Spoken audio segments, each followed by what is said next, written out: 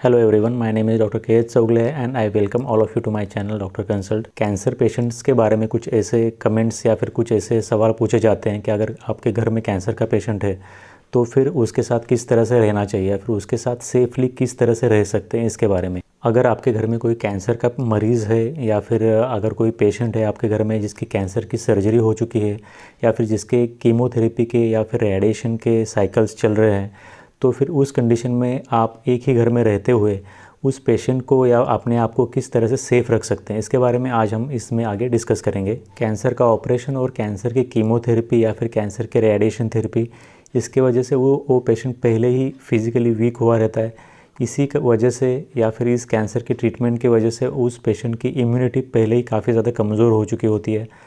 अगर इस तरह के पेशेंट के कांटेक्ट में उसके घर के कुछ सदस्य आते हैं, घर के कुछ मेंबर्स उस पेशेंट के कांटेक्ट में आते हैं और अगर उस घर में रहने वाले किसी और व्यक्ति को किसी और तरह का इन्फेक्शन है, तो उस व्यक्ति को तो कोई उस कैंसर के पेशेंट से ख़तरा नहीं होता, लेकिन कैंसर का पेशेंट जो कि फ़िज़िकली वीक हो चुका होता है, उसकी इम्यूनिटी काफ़ी ज़्यादा कम हुई रहती है, तो उस कंडीशन में उस पेशेंट को उस घर के बाकी मेंबर्स की वजह से नुकसान पहुंच सकता है। क्योंकि सबसे पहली बात तो कैंसर कोई ऐसी बीमारी नहीं है जो कि हवा के माध्यम से फैले, या फिर जिस तरह से कोविड का स्प्रेड होता था ड्रॉपलेट इन्फेक्शन की वजह से या फिर एक दूसरे के सामने खांसने या फिर छींकने की वजह से, इस तरह से कैंसर का फैलाव नहीं होता है। तो कैंसर की बीमारी छूने से या फिर एक साथ खाना खाने से नहीं फैलती है। और अगर आप किसी कैंसर के पेशेंट के साथ खाना खाते हो, उसके साथ बात करते हो, उसके नज़दीक जाके बैठते हो, तो इससे कैंसर नहीं फैलता है। कैंसर के पेशेंट के साथ रहने से किसी भी हेल्दी इंसान को उतना ज़्यादा धोखा या फिर उतना ज़्यादा रिस्क नहीं रहता,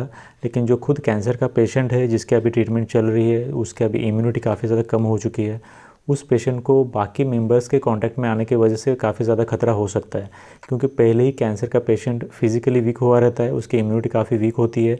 और अगर इस कंडीशन में उस कैंसर के मरीज़ को बाकी घर के बाकी मेंबर्स की वजह से कोई इन्फेक्शन अगर पास ऑन होता है, तो उस कैंसर के पेशेंट में उसके कॉम्प्लिकेशंस काफ़ी ज़्यादा बढ़ सकते हैं। अगर आप यंग है, अडल्ट है और अगर आप हेल्दी है, तो इस तरह के कंडीशन में ऐसे भी हो सकता है कि हेल्दी होने की वजह से और आपकी इम्यूनिटी अच्छी होने की वजह से आपके बॉडी में कोई अगर इन्फेक्शन है तो उसके साइंस और सिम्टम्स तो आपको नहीं आते हैं।